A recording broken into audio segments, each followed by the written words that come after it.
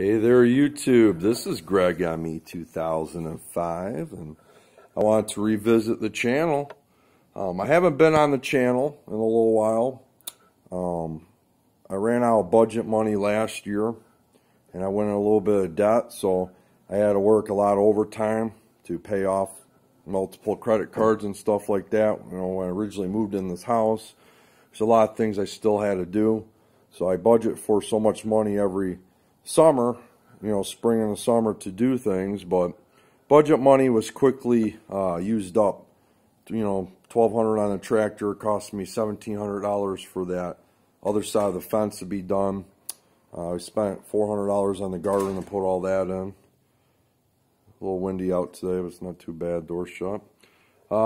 Spent a lot of money on. He needed a new barbecue. That crapped out. I mean, about $4,000 I had budgeted last year kind of went out the door.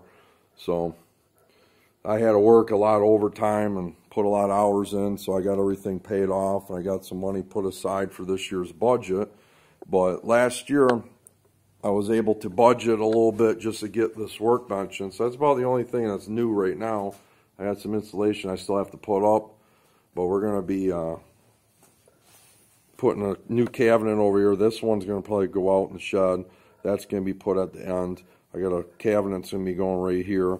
Then we're going to put like 10-foot 2x6s going across onto the new cabinet. And then we're going to stain it all. So the workbench is going to get redone. And then I'm going to insulate everything over here, put all OSB board behind it, and then put new pegboard. I got all the lighting and everything in. I don't know if we're going to budget enough to put OSB board insulation all the way around the rest of the garage, obviously the wall that's to the house. But we're going to definitely try to do what we can do. Silverado, that's about ready to get broken out of the garage. I started up every so many weeks just to make sure it's running right, and it is. I mostly use the Chevy Silverado in the summer. I need the truck mostly for hauling, and that's what I do. Like, these tires are 5 years old, and they still look great on this truck with plenty of tread. There's a truck, I think in 5 years I've only put 30,000 miles on it, so if that. And then the Buick's holding up, besides getting the airbags in the back switched out for coil springs. I had to put a new battery in and a new alternator back this January. But the Buick's great, had all the fluids done on that. And I'm probably going to do a tune-up this year. But I'm going to probably pull the insurance off the Buick and stick it in storage. Right now the truck's got storage on it. I don't really have that luxury in the state of Michigan to keep two cars fully insured. Our insurance prices are absolutely through the roof. They're completely ridiculous in the state of Michigan. The prices are just astronomical. It would cost me like $275 a month to fully coverage two vehicles. This one's 10 years old and this vehicle's 12 years old. That's full coverage. Both vehicles are not even worth 10 grand a piece. So that's how bad it is. Clean driving record, good credit, whole 9 yards, auto pay. I got every discount they got out there, and I still can't get insurance any cheaper. But, you know, I don't know if it's in the budget this year, but I definitely want to upgrade to that 20-gallon air compressor through Harbor Freights. Snow blowers work. We got quite a bit of snow this year, but, you know, it is what it is. Toolbox still hanging out. I got plenty of the smoking stuff for the charcoal smoker. We did a big, huge batch on Super Bowl Sunday. That was fun. I really can't wait to get the shop going. I miss my welders and stuff. They're down there. But a couple things that I have been going around this winter. We got Menards over by us. I don't know if they're in other states or not. But I've been collecting some stuff for the yard. I got this like cultivator. Some type of a hoe thing. Figured I could use it to weed out stuff in the garden. Figure this would come in handy for something. And this is just like a walk edger. I don't have much to edge. And I finally broke down and got a plastic style rake so I don't tear the grass up in my metal one. And I got me one of these at Harbor Freights. I got it for like 15 bucks, one of these big scoop shovels, so I can, you know, rake things into a pile. I got a lot of twigs and sticks out there, and then throw it into the bin. So that worked out pretty good. We're going to go out in the yard. I got a lot of questions on YouTube channel. There's just too many to try to answer all at once, so I'll try to. See, we still got snow. We're supposed to get a snowstorm tomorrow, so it's real great. It's probably about 38 degrees out here, so it's going to get cold, like 19 tonight.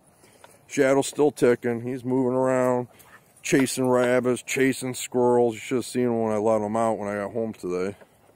He loves his big yard. Garden did excellent last year, besides the cucumbers, and I think I'm going to end up planting the cucumbers in the front instead of in the back because they didn't get a lot of sunlight. So I have 12 cucumber plants. I only got 4, but my tomatoes went psychotic. Green beans, I mean, jalapeno peppers, pepper plants, everything went good. I'm not going to do a plastic fence around here. This dog just completely tears through that plastic fence. What an absolute waste of money. We're going to do some pretty strong fencing and metal rods going up this time, thick ones. We're even thinking about extending the gardening out a little bit. So the girlfriend wants to put like strawberry plants in instead of putting in that pot I got over there.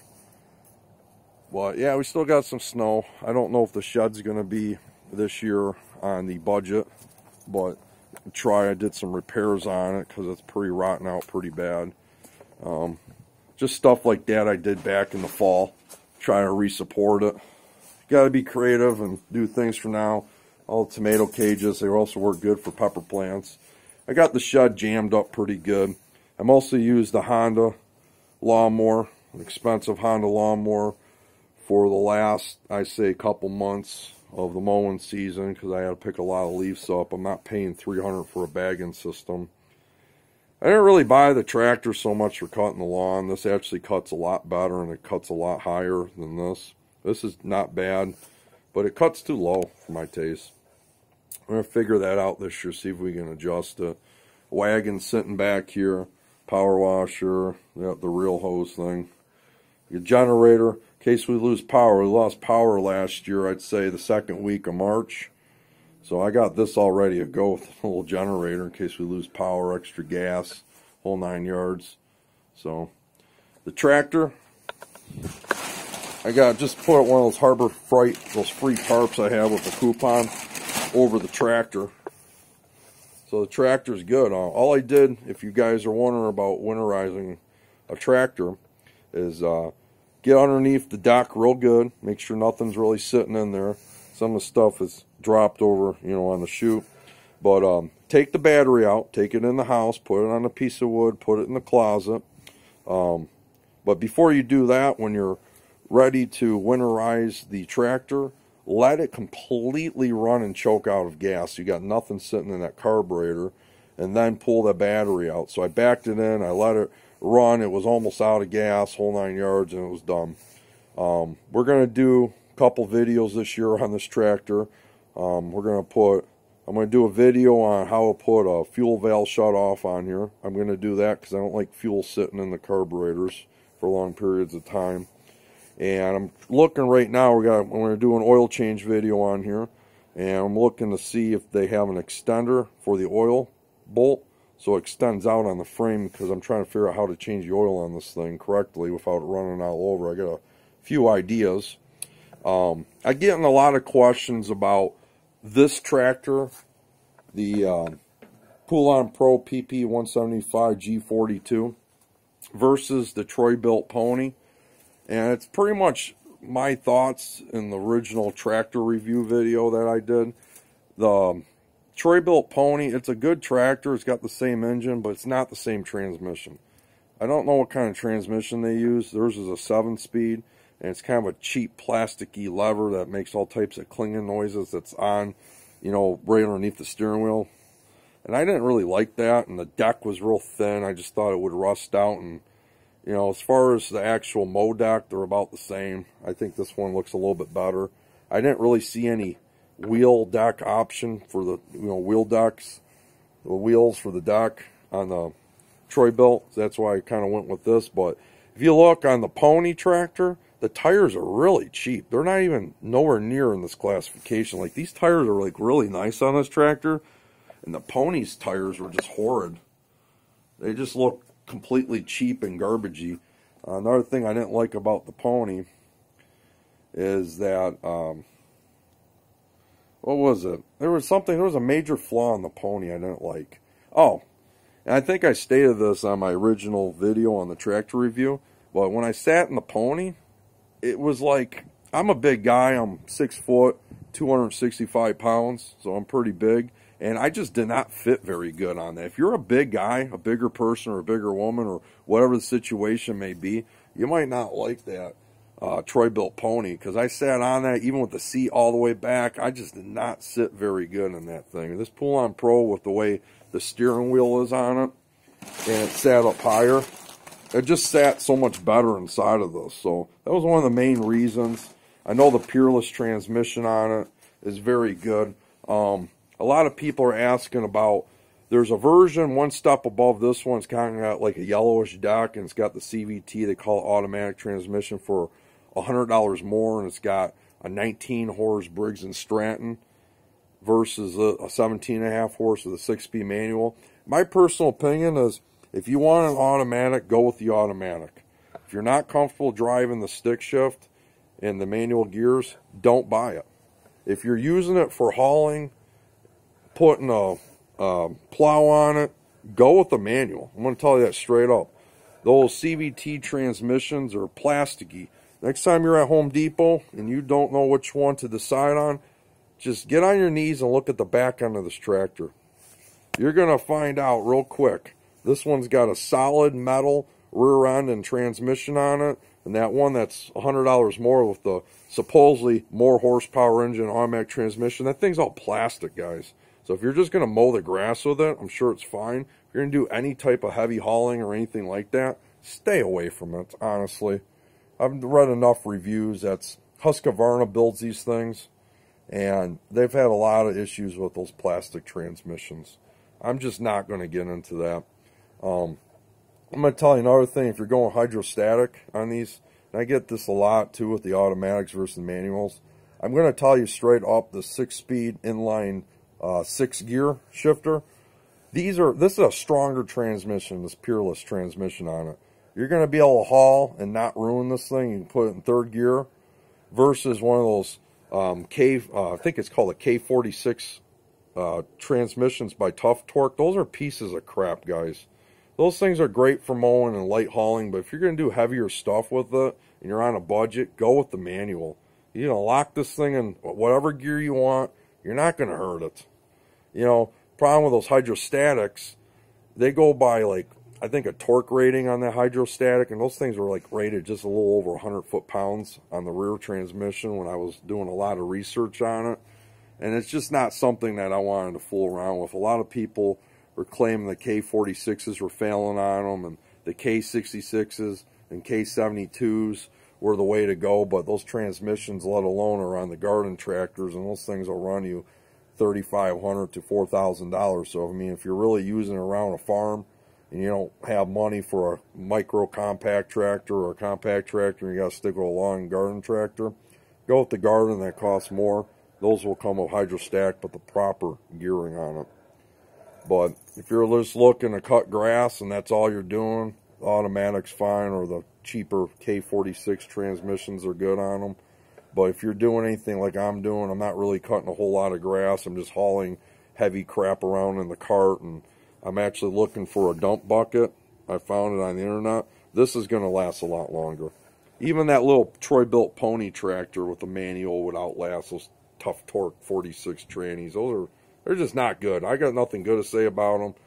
I read bad things about them, and a couple guys at work had them. And just go out. Anytime you put heavy loads on them, just go. And you're going to get comments on your, oh, I got one, I've had this for blah, blah, blah, blah. Great for you. But anyways, another comment I want to address. I get a lot of comments about how was the tractor? How has it held up? This tractor's held up amazing. In fact, I put this tractor in a buggy out at Halloween and had pumpkins and stuff. I kind of dressed up, put a scary like, I don't know, devil-looking demonish thing on the seat. And it was kind of cool. And I had the boombox and music going, and, you know, it was really cool. But this tractor's held up really good. A lot of people seen it in the neighborhood. They really like it. It's just got all types of power. You know, that's the thing with the 17.5 horse Intech. These are good built engines compared to, I forgot what that's called on the 19 horse on the Pull-On Pro that costs $100 more, but they got a lot of problems with the valves and the gaskets blowing on them, and that's one of the other reasons why I'm like $100 more to have a plastic transmission that's automatic and an engine that has more horsepower but has more likelihood of blowing from all the reviews I read, especially if you go on Briggs and Stratton and compare them. Yeah, you'll figure it out. I know I'm rambling, but you know, I'm giving you my thoughts and what I've seen and read, and this thing's been great. I've cut grass probably about half the times the summer with it, and I did the other half with the Honda, and the blades are still sharp. They're still good. Transmission's been awesome on here, man. I'm telling you, I've hauled some seriously heavy crap with this tractor. Probably stuff they Pull-On Pro would tell you you should definitely not do. Yeah, they say you can haul up to half its weight. That would be about 250 pounds of this tractor. Yeah, okay, I'll probably haul about 800-900 pounds with weight in the back of that. Their wagon. Yeah, lock in third gear, even going up the re-engineered septic field. It's kind of like on an incline. I've had no issues with it. Not even a struggle, not even nothing. I get a lot of questions also on, I made a video about you can switch gears as you're moving. Guys, I don't do that. That was just a video to demonstrate, yeah, you probably could, but I didn't recommend it type deal. It was possible. I do not switch gears while moving. I think a lot of people misunderstood that because I've had a lot of comments about that. I absolutely do not switch gears while moving. You should stop this tractor to a complete stop with your foot on the clutch brake and switch what gear you want. I mostly, if I mow grass, I mow it in second. If I'm just moving around lightly around the driveway, it's in first. But I mostly move everything in third. I tow in third. I move around the property in third. I've never really driven in 4, 5, or 6 too much because it's just too much torque. You got to idle this engine down to really kind of get it there and just idle it back up if you're going to try to go fast with it. It's just too dangerous. I've had one of my subscribers wanting me to do a speed test with this thing. It's just, I cannot do it. It's just too dangerous to try to pop it in 6th gear and then try to idle it back up because I just flip this thing if I did that. So I don't even know why they have it up to 6 gears, but you know, if you can do it, great. I don't recommend it. But anyways, I ramble on enough about some of this stuff. I've been debating changing the channel's name for a while and changing the theme of what I want this channel to do, but unfortunately a lot of stuff going on with YouTube right now. I've been offered many times throughout the last, I don't know, 5, 6 years I've had this channel active to monetize it and actually make money. I know I've lost out thousands of dollars of not having it monetized on a lot of videos. I've had a lot of hits. I think I'm almost up to 400,000 views or whatever it is. But I'm not ready to monetize it, and especially the way I wanted this channel to go in a certain direction. YouTube has kind of been going against the First Amendment and freedom of speech and taking channels down and striking them and this and that over simple things. I mean, like talking about guns or talking about anything with politics or talking about prepping or homesteading. For some reason, you know, these subjects have been under attack. I don't know why, but that's kind of the direction I wanted to redo this channel in. But we're just going to leave this channel the way it is for now, unfortunately. But anyways, guys, I hate to, you know, we're coming up on 20 minutes. It's just kind of a long video on where I've been, blah, blah, blah, blah. We got a lot of videos coming up. I might do a couple more reviews on some things inside the house, but I'm about ready to fire this thing up, and I'll do a first cold start on it from sitting all year. Trust me, I'll get it on film. We'll do the oil. We'll do everything on film, and we'll get it on YouTube. I will make that promise and make that come true, guys. This is Greg ME 2005, signing off, guys.